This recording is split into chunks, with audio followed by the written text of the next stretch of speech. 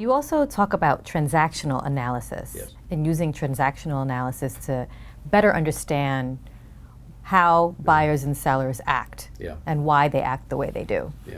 Tell us more about that. Well, transactional analysis is a human relations model. And people buy from people, and they're going to buy from people who they like, right? And so we're all products of our parents, whether we like it or not. And so the model basically, and that, for me personally, when I was growing up, I would probably say twice a week, if I ever had kids, I would never do what you're doing to me. Now, I wouldn't say it to my parents because that was disrespectful, but I would say it to me. I'd have a long list of things that I wasn't going to do. And now I have 5 kids. Guess what I do? Everything on that list, right? So I spend half my life denying it and half the life implementing it. It's kind of crazy. And so what transactional analysis says is there's 3 tape recorders or 3 recorders going on in your brain all the time because you're sorting information.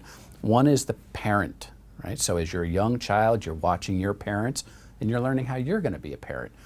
But within that parent, which is really going on for the first 6 or 7 years of your life, there's 2 different groups. I have critical parent, when you put your hand on the stove, don't. So the critical parent is, you shouldn't do this, you won't do this, I told you to do this. Whenever you're doing the finger thing, that's critical parent. You're judgmental, right? The other side of that is nurturing parent, which is, hey, that's a great job, hey, I'm really proud of you, and it's the nurturing part. So as a sales leader, you don't want any critical parent.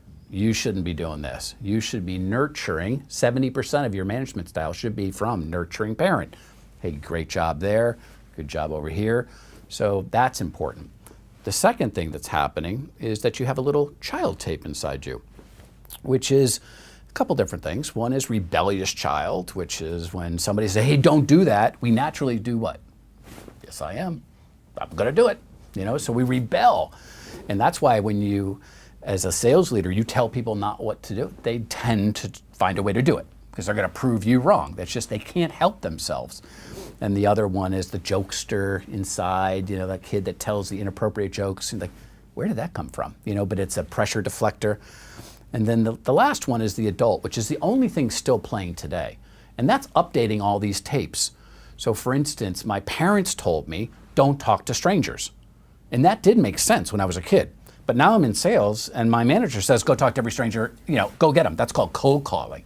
And so I have to update those things. So 30% of your leadership style should become from the adult, which is more robotic, computer-like, non-emotional, just gathering the information, dispensing the information. So I think as you start to interact with people, if you're doing this, I know you're a critical parent. And I just have to make sure as a sales leader, I don't get hooked with my rebellious child. I'll show her she works for me. That power struggle. So you just have to sit back for a second and say, okay, that's critical parent, just, come back very vanilla, right? Just not emotional. And pretty soon you'll back down. And that's really, I think sales leaders are cheap psychologists. At the end of the day, that's what's going on. And if I can better understand what makes you tick and what's going on in your world without you telling me, I'm going to be better off. And that's what transactional helps us do.